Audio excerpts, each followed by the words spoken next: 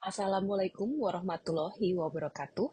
Salam sejahtera bagi kita semua. Om Swastiastu, Namo Buddhaya, dan salam kebajikan. Perkenalkan, nama saya Teraya Paramehta dan saya adalah dosen PNS di program studi Inggris Universitas Indonesia dengan nomor NIDN 0014018501. Video ini terbagi menjadi tiga. Yang pertama, deskripsi singkat rancangan pengajaran. Kedua, video rekaman pengajaran otentik dari salah satu pertemuan daring kelas yang saya ampu. Saya memilih pertemuan tanggal 27 Februari 2025 untuk memberikan contoh delivery dan interaction perkuliahan saya. Dan yang ketiga, paparan penggunaan Learning Management System untuk partisipasi dan evaluasi, yaitu untuk menunjukkan assessment dalam perkuliahan. Adapun mata kuliah yang saya ampu bersama dua kolega saya yang lain, yaitu Dr. Asri Saraswati dan Dr. Herlin Putri Destari, adalah multikulturalisme dan ras dalam masyarakat berbahasa Inggris. Mata kuliah ini mengenalkan mahasiswa kepada konsep ras sebagai sebuah konstruksi sosial yang memiliki konteks kesejarahan di masa kolonial. Dengan menggunakan teks-teks budaya seperti film, iklan, artikel media, dan sastra, mahasiswa akan membahas isu keberagaman di negara-negara berbahasa Inggris seperti Inggris Raya, Amerika Serikat, Kanada, dan Singapura. Dengan metode discovery learning dan active learning, mahasiswa juga akan membahas berbagai kebijakan multikulturalisme untuk menanggapi kondisi keberagaman serta konflik antar ras yang muncul di berbagai konteks zaman.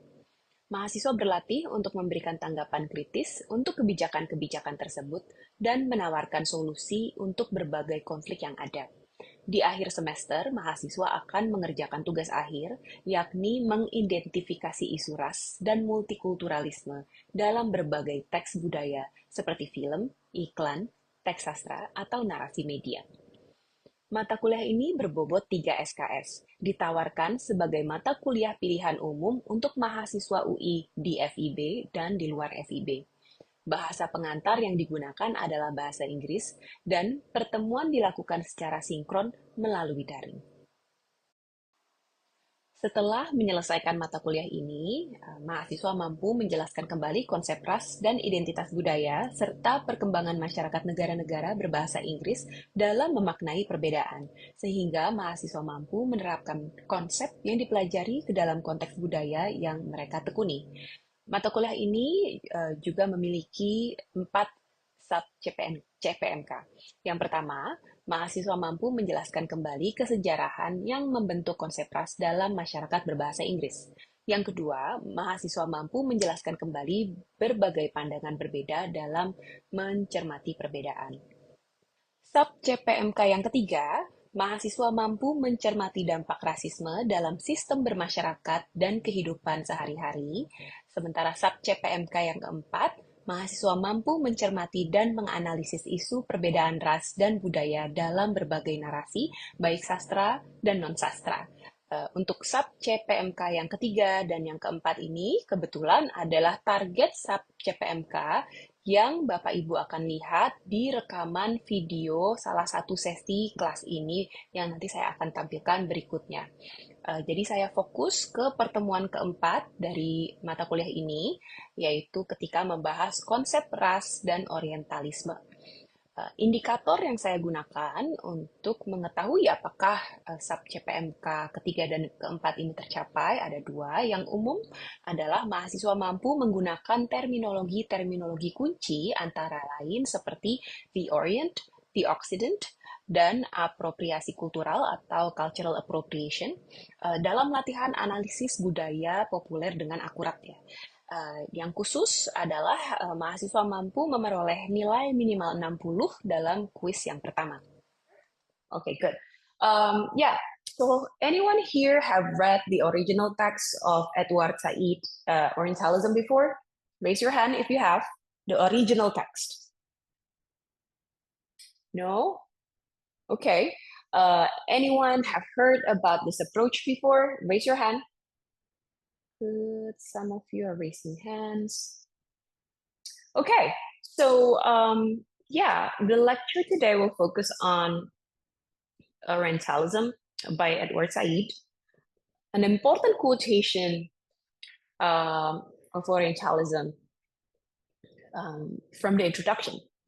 Yeah, the Orient was Orientalized not only because it was discovered to be Oriental in all those ways considered commonplace by an average 19th century European, but also because it could be that is submitted to being made Oriental. So I think that's the key word here, submitted to being made Oriental. So according to Said, those who are referred to be Oriental by the Europeans, it's not just because they are Oriental in a way that essentialist framework would see. So Edward Said highlights that they're actually being submitted. They're being placed in this box called Oriental by the European. So in a way, Said was also arguing that the way the Europeans see Orientals are very important. It's not just about the Orientals look Oriental, but the way that the European construct what Oriental means is important.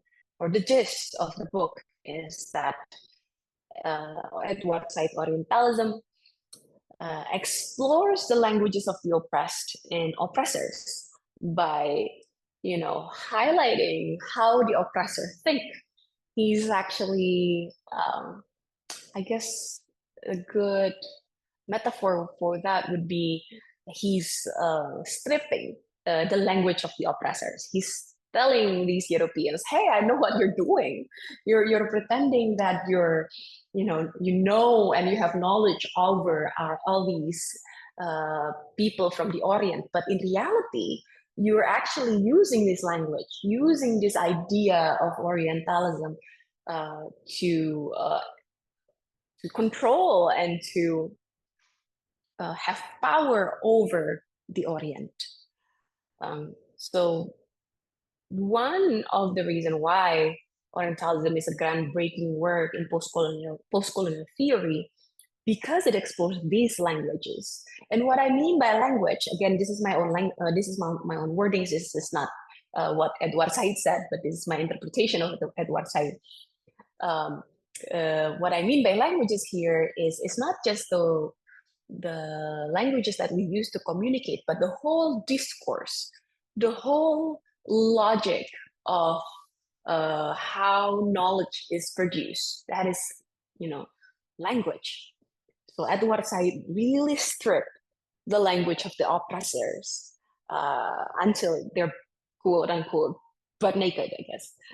Orientalism relies on a faulty binary logic. So according to Said, the scholarship called Orientalism, which was popularized by the European scholars in the 19th and 20th century, it relies on a faulty binary logic. So this is the Occident, the West logic, and this is the Orient, the East logic. As you can see, it is contradictory, right? The Occident, the West, are considered civilized, familiar, logical or rational, safe, democratic, and human. On the other hand, the Orient or the East are considered, according to Orientalists, are considered uncivilized, mysterious, and distant, exotic, magical or rational, dangerous, undemocratic, and subhuman or animalistic. So this binary might shift a little bit, might change a little bit, but according to Said, it's always a binary. And keep in mind that this binary logic is always unstable. You will see representations of the Orient done by the West that highlight how advanced the Orient is, how democratic the Orient is. But when something happens, immediately they change, and immediately they become uncivilized. Immediately they become, irrational and dangerous.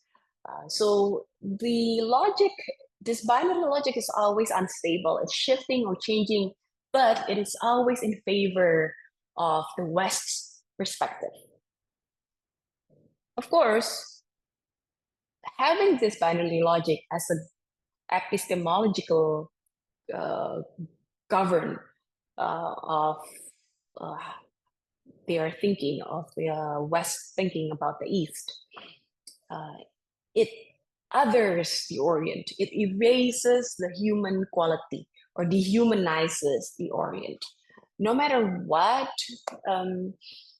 the perspective is, it could be like romanticizing their beauty, their culture. It's still in a way highlighting how distant they are from civilization, or how distant they are from the eye of knowledge, right? And in a way, it still dehumanizes. And as a result, now again, one thing that many early readers of Said Orientalism sometimes miss is that it's not just about the Orient that is important here in Orientalism. The Occident is actually very important. Why? Because when the Occident, or when the West paint a picture, describe the East as such a way, like uncivilized, distant, mysterious, exotic, magical, irrational, dangerous, and so on, when they describe the Orient as, the stereotypical characteristics, in a way, they also position themselves. They're positioning the Occident as the better one, right? The more civilized one, the normal one, the logical one, the safe one, the democratic one, the more human one, right? So even though most of the studies that Orientalism are critiquing or highlighting are about all these studies written by the West about the East, Said was highlighting, no, this is not about the East, actually. This is about the West. They're actually also talking about themselves by writing about how dangerous and irrational people of this culture is. They're actually talking about themselves. They made themselves look civilized. They make themselves look rational and democratic and more human. So they place their civilization higher than the Orient by writing about the Orient as, all these stereotypes. Any questions so far? That's a lot of information. Anyone here have seen the old version of Aladdin? Raise your hand if you have. I think this is a 1992 version of Aladdin. Yes, Yvonne have seen it. Naufal have seen it. Anyone else? This is very popular. I think I grew up with this. This is part of my childhood. Oh, Katrina has seen it. Very good. So yeah, let's watch this video. Turn your volume on so you can hear the lyrics. And it's actually very short. This is the opening scene, the song Arabian Nights. Okay, so Aladdin was made in 2019. So I have this discussion question, but you don't have to respond right away. You don't have to answer it right away. There will be a discussion board posted on your AMAS, so you can write your response there. The big question is this progress, right? In 1992, the original lyric says, "Oh, I come from a land, from a faraway place, where the caravan camels roam, where they cut off your ear when they don't like your face. It's barbaric, but hey, it's home." And then the adaptation of Aladdin in 2019, it's actually slightly different. It says, "Oh, imagine a land, a faraway place, where the caravan camels roam, where you wander among every culture and tongue. It's chaotic, but hey, it's home." So I want you to contemplate on this shift, contemplate on this adaptation, and think whether or not this form of adaptation can be seen as progress. If you think it's a progress, why? Or maybe you might think that this is not a progress. It doesn't change much, right? It's still evading the real problem, that is false representation of the Middle East. It's up to you. There's no right or wrong answer to this question, but I want you to be honest and pick a side and explain your positioning, right? It will be on UMAS and it will be on a discussion board, okay? I think this is something that you need to contemplate, not responding right away. So think about it, and you do have like until next week to write your response on UMAS. And now I want us to watch a music video as another example of Orientalism. This is like a video from 11 years ago, but I think it would still make an interesting case study of Orientalism. And this is Katy Perry's music video, Dark Horse. Okay. And this one is him from For the Weekend by Coldplay, featuring Beyonce. Okay, let's see. Any fan of Coldplay here? Raise your hand. Any big fan of Coldplay? Some of you are smiling, but no one's just like raising hands. All right. Apologies, I'm not trying to ruin Coldplay for you, but this is a good example. Okay, so those are those two music videos. Now I will put you in breakout rooms, right? It will be a random breakout room, and go ahead and discuss anything that you find interesting from these two music videos. Feel free to compare and share your thoughts, and yeah, try to use Edward Said's framework on Orientalism to analyze these two videos and discuss it with your group. You have 15 minutes to discuss, and then after that, we'll reconvene with in the main room. So there are 38 participants. I will make 10 breakout rooms so that there will be 3 to 4 participants per room. Right, all rooms are open. Go ahead and join your breakout room, and we'll reconvene in 15 minutes. Welcome back. I hope you had a good discussion. Now, let's see if there's anyone who would like to volunteer. Yes, go ahead, Michael. Yeah. So we discussed that both MVs depict Western gaze instead of the portrayal of the accuracy of historical.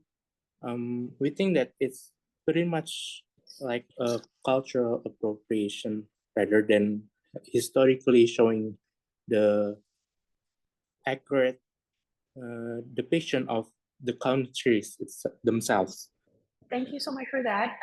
Other groups, would you like to add which specific theme? Because we need to talk about the specificities, right? What specific themes that really highlight that cultural appropriation is happening? Like to add, Miss, from Group 4? Yes, go ahead, Group 4, yeah. I think the part of Coldplay's music video that really showed cultural appropriation was when the band's leader, Chris Martin, goes to a Bollywood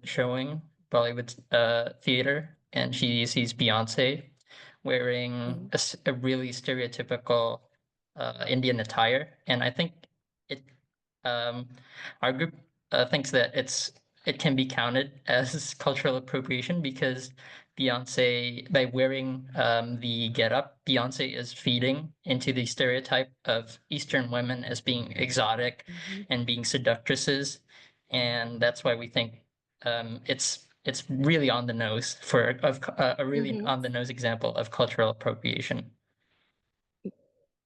Yes, very good. Group 4. Anyone else would like to add? I think it's not just the outfit that Beyonce is wearing in that scene, but think about the scene in and of itself. The fact that she was, I guess, projected into the screen, and then she's being gazed at by the men, like by Chris Martin. Yeah. Anyone else would like to just jump in and share their thoughts or whatever they have discussed in their groups? Yes, Yvonne, go for it. All right. So my group thinks that we think a little bit differently from Mm-hmm. Carmichael's group's opinion. Cold Coldplay's music video has a little bit of appreciation, yet also appropriate the Mm-hmm. culture. One of my group members, Brian, pointed out that when one of the Coldplay members showed up with the people in the music video, it is a form of appreciation. It is a form of collaboration, but the problematic part is when Beyonce showed up in, like what Naufal had said, a stereotypical makeup and also Mm-hmm. Indian attire. We think it would have been better if Beyonce also showed up with people that belong to that culture. Thank you, Ivan. That's a very good point. Yeah, there are scenes that I thought was potentially good. Chris Martin was seen, and the members of the band were seen actually taking public transit, right? Like it looks like a bajai, right? And he's in there and he's walking with the people and the kids. That looks like a nice scene, and potentially can be good.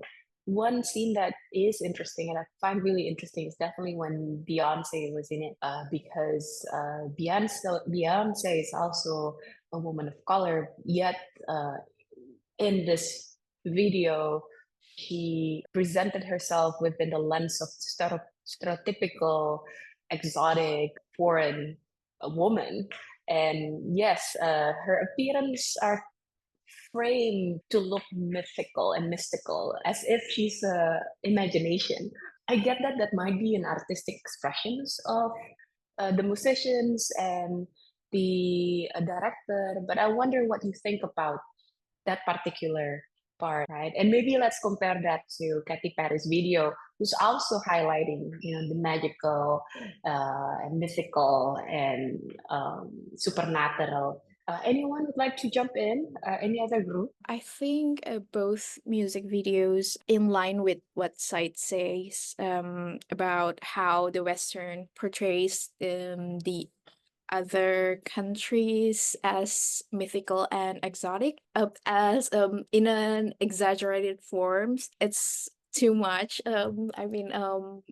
Like in Dark Horse, the pharaohs are being portrayed cartoonishly, which is I find the music video really weird because the lyrics doesn't even talk about the Egypt goddesses or pharaohs. They mention Aphrodite, and why don't they just use the Greek mythology instead of like appropriating Egyptian culture?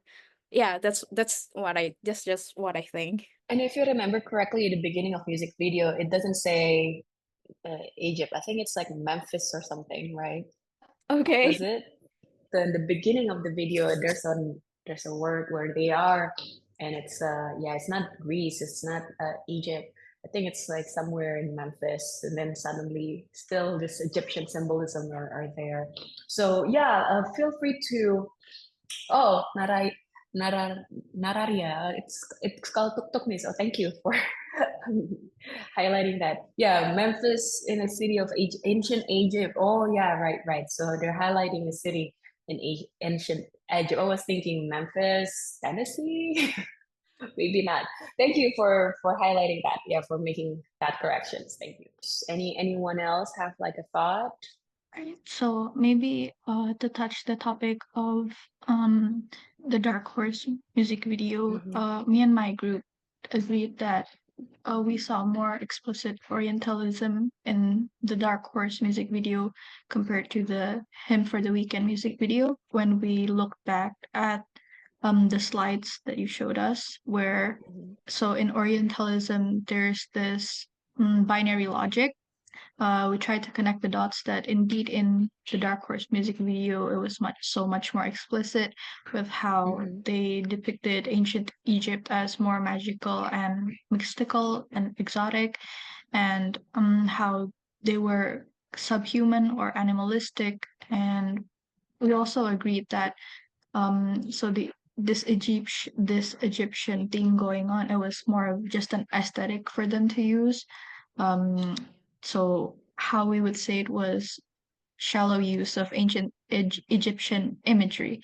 I think that's all. Thank you. Yeah, thank you, Charlene. So I think this is something similar when you think about these music videos. The goal is, of course, to sell the music. They just need like a visual so that they can attach the music, they interpret the music.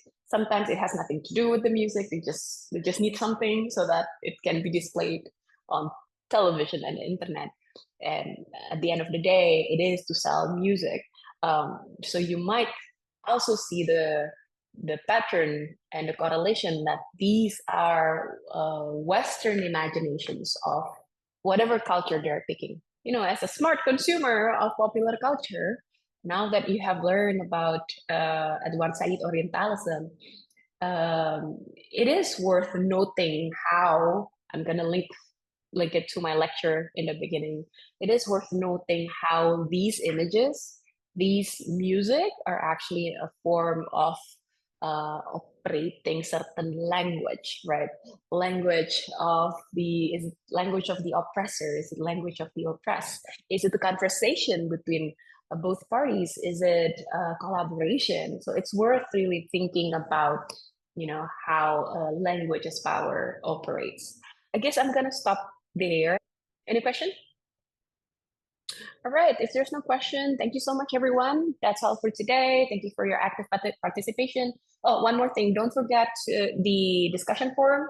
If your group hasn't shared anything about the music videos, you can also share it in the, you know, in the discussion board, as you mentioned, as we talk about the difference in lyrics, whether it's a progress or not. Feel free to also mention the two video clips if you want to discuss it. All right, thank you for your active participation. I will let you go now and see you next week. Good luck for the quiz. Baik, Bapak Ibu Asesor yang saya hormati, berikut saya akan menunjukkan Learning Management System yang digunakan oleh UI, yaitu UMAS, dan ini adalah laman untuk mata kuliah Multikulturalisme dan Ras dalam Masyarakat. Jadi setelah sesi tersebut selesai, saya mengarahkan mahasiswa untuk menggunakan Learning Management System ini. Saya minta mahasiswa untuk melihat langsung ke pertemuan keempat. Di sini Bapak Ibu bisa lihat bahwa materi yang akan digunakan mahasiswa memang sudah diupload sebelumnya. Saya mengarahkan mahasiswa untuk menulis respon 2 versi lagu Arabian Nights dari film Aladdin tahun 1992 dan 2019. Ini adalah forum diskusi di mana mahasiswa bisa menuliskan responnya. Ini adalah beberapa contoh respon di mana mahasiswa bisa menyampaikan pendapatnya. Selain itu, untuk asesmen, saya juga mengadakan kuis. Ini adalah kuis di minggu berikutnya, kuis 1, termasuk materi mengenai Orientalism yang sudah dibahas di pertemuan keempat yang Bapak Ibu lihat. Baik, saya akan menunjukkan contoh soal kuis. Jadi mungkin saya juga akan menunjukkan nilai-nilainya. Berikut nilai-nilai cukup baik, jadi salah satu indikator tercapai yaitu di atas nilai 60. Dan Emas juga memberikan detail berupa statistik seperti ini, jadi saya bisa memantau keseluruhan nilai mahasiswa. Baik, berikutnya saya akan menunjukkan contoh soal yang saya gunakan untuk kuis. Jadi ini salah satu yang mengenai Orientalism. Ini adalah pilihan ganda, apa argumen utama dalam buku Orientalism. Jadi jawabannya C di sini. Ada beberapa soal lain mengenai Orientalism, tapi ini juga termasuk soal-soal dari materi yang dibahas di minggu-minggu sebelumnya. Nah, ini adalah soal mengenai Orientalism yang lainnya. Jadi ini juga salah satu contoh soal kuis di mana mahasiswa diminta untuk memilih lebih dari satu jawaban yang benar. Dari 5 pilihan dalam soal pilihan ganda ini, ada 3 yang benar dan mahasiswa harus memilih semuanya untuk mendapatkan poin yang sempurna. Baik, Bapak Ibu Asesor yang saya hormati, demikian paparan PPD-UKTPT Bidang Pengajaran Sertifikasi Dosen 2025 yang sudah saya susun.